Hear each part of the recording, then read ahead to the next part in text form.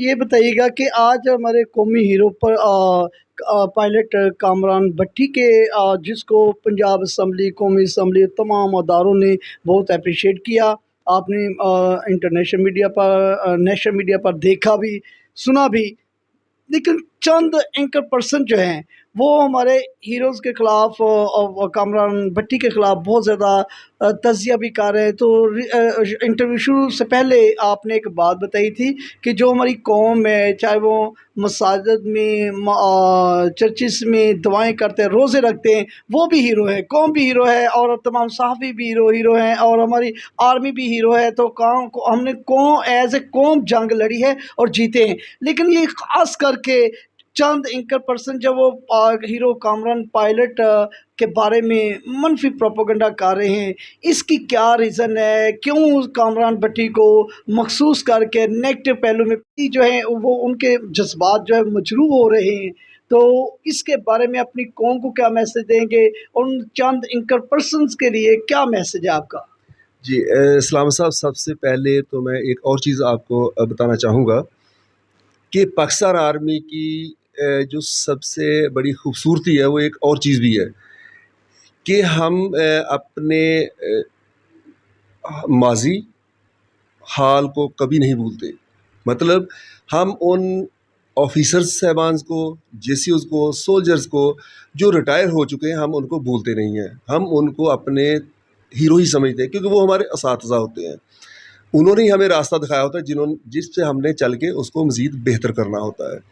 اور پریکٹیکلی آپ دیکھیں گے اگر کوئی یونٹ میں مینس کے فنکشن ہوتا ہے 4-5 سال بعد، تو اس میں ایک ایونٹ ہوتا ہے جس میں سارے ہی ریٹائرڈ جے سی او آفیسر اور سارے سولجرز وغیرہ آتے ہیں کہ ان کے مطلب مختلف رائے کی جاتی ہیں. کوئی کچھ کہہ رہا ہے، کوئی سو اینڈ سو، کوئی فائٹ کے متعلق ڈسکس کر رہا ہے، کوئی اس کے ریلیجیس پہ بات کر رہے ہیں. ایسی چیز نہیں ہونی چاہیے، کیونکہ نہ ہی تو ہم بینگ آرمی پرسن ہم کسی ایسی چیزوں پہ توجہ دیتے ہیں.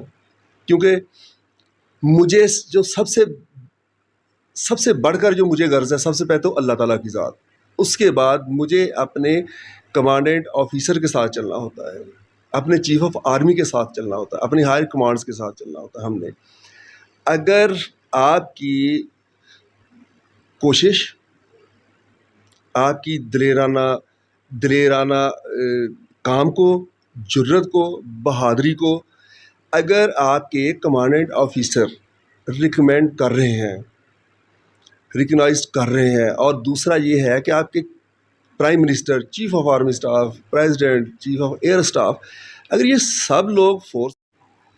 اور دوسرا میں یہ آپ کو ان کو شارٹ کٹ میں یہی بتانا چاہوں کہ جب آپ کسی مشن پہ نکلتے ہیں، جو میرا ذاتی طور پہ تجربہ ہوتا ہے، ان میں 3 چیزیں آپ کو سب سے پہلے فیس کرنی ہوتی ہے. معذرت کے ساتھ جب آپ رات کو ٹریول کر رہے ہو تو سب سے پہلے تو آپ نے ان جانوروں کو دیکھنا ہوتا ہے جو کتوں کی شکل میں ہوتے ہیں، جو آپ کو ڈرانے کی کوشش کرتے ہیں. لیکن کوئی بھی سولجر، کوئی بھی بندہ ذمہ دار رکتا نہیں ہے، وہ بھونکتے رہتے ہیں. اس کے بعد آپ آگے چلتے ہیں تو آپ کو اور بھی خوفناک جانور ملتے ہیں جن کو آپ کچھ بھی کہہ لیں، سور کہہ لیں، سو اینڈ سو. لیکن کیا آپ ڈر جاتے ہیں؟ ہرگز نہیں ڈرتے. اس کے بعد جو فائنلی آپ دیکھتے ہیں، وہ سب سے جو ڈینجرس چیز ہوتی ہے وہ سانپ ہوتے ہیں. تو کیا آپ سانپ سے ڈر جاتے ہیں؟ نہیں ڈرتے. ڈرنا بھی نہیں ہے، نہ ہی کوئی سولجر ڈرتا ہے. یہ چیزیں چلتی رہتی ہیں. آپ نے صرف اور صرف اپنے commanding officer, chief of army staff, قومی سالمیت کی طرف سے، ہائر کمانڈ کی طرف سے، آپ کے تو ذہن میں وہ بات ہونی چاہیے. ان لوگوں کو یا ان کی کوئی ویلیو ہمارے کاغذوں میں نہیں ہے، نہ ہم ان کے اوپر کوئی توجہ دیتے ہیں.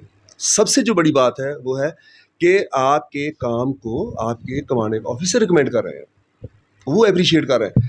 اگر کامران صاحب کو، جو ہمارے لیے قابل احترام ہیں، رہیں گے، جتنے بھی آپ ایئر فورس آفیسر ہمارے ہیں سارے، خواہ وہ کرسچنز ہیں یا مسلم ہیں، سب کے ساتھ وہ ہمارے لیے قابل احترام ہیں، رہیں گے. آپ دیکھ سکتے ہیں اگر ان کی اس دلیرانہ کام سے، ان کی اس جرت سے ہمارے پاکستان کا نام پوری دنیا میں روشن ہوا ہے. اور جس کو ہمارے chief of army staff, chief air staff, ہمارے پریزیڈنٹ، ہمارے چیف منسٹر، ہمارے پرائم منسٹر، ہمارے ڈیفینس منسٹر اور جتنی بھی ہائر اتھارٹیز ہیں، سول سوسائٹیز ہیں، میڈیا ہے، جتنے بھی ہمارے لوگ